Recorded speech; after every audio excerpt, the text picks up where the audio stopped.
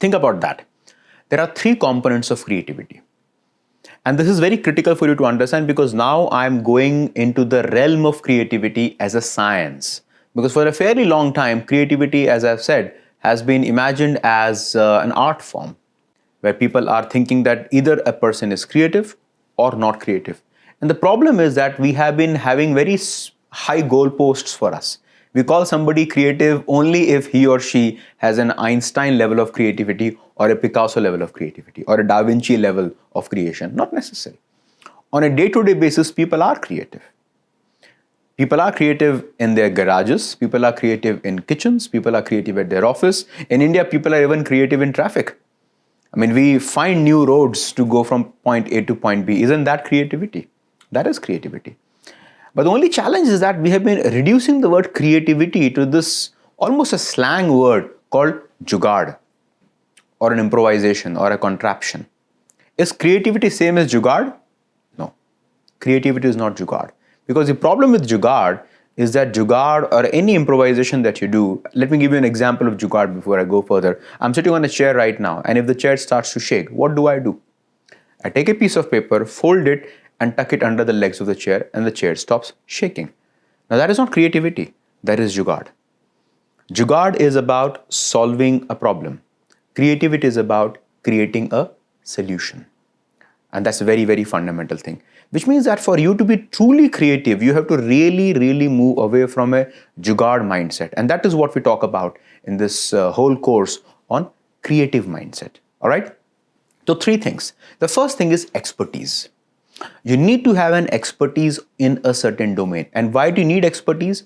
You need expertise so that you do not come up with commonsensical ideas.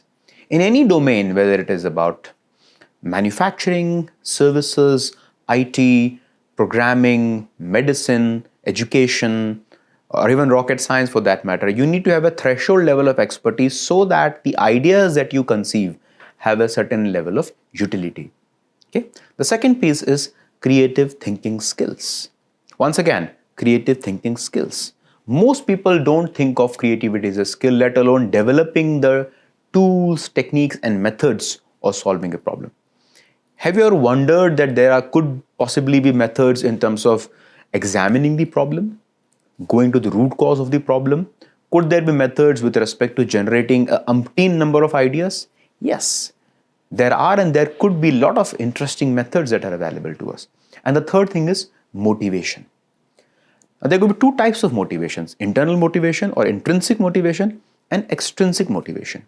An extrinsic motivation can take form of like cash, a pat on the back, an appraisal from your boss, or some big rally cry about the organization. These are all extrinsic motivation. And as a student, an extrinsic motivation for you could be placements, it could be marks, it could be accolades from the society, etc. But the true creativity comes only with intrinsic motivation. Why do you want to do something? What is your personal desire? And what has been proven comprehensively by science is that any extrinsic motivation can take you only thus far. I'm not saying that we don't need extrinsic motivation, of course. Even the best of the labs in the world, scientists are getting paid. Artists get paid for their creation. But I don't think payment is a driver. So once again, the three attributes of creativity is expertise, which is you need to have a fair bit of understanding about the domain. Creative thinking skills, which means you should be able to frame a problem clearly. You should be able to generate a lot of ideas. You should be able to sort of prototype those ideas to see which one works, which doesn't work. And all of this requires something beyond common sense. And the last thing is intrinsic motivation. And unless and until you have intrinsic motivation, you can't really be creative. Now pause here for a moment and answer this question to me. That out of these three elements, which one do you think you are lacking? And the answer which I have often gotten from people is that they are pretty good in terms of domain expertise, because they really invest a lot of time going deeper and deeper into a domain. And as a result, they can claim a certain understanding and an appreciation of the domain. They can also claim that, yes, maybe I'm motivated not just to pursue a certain knowledge, but also add knowledge. And that is where creativity comes in. But I think the real linchpin is creative thinking skills. The very fact that these are skills escapes our understanding. We just don't think of creativity as a skill. And the objective of this entire course, and especially the following modules of this course, which is module number 3 and 4, is to really go deep into developing those skills. And I promise you that by the end of this module, you will definitely be a better problem solver. And you can choose your domain. You can be a good problem solver at office. You can be a good problem solver at your home, in kitchen, with your friends, at your hobby, or wherever you are.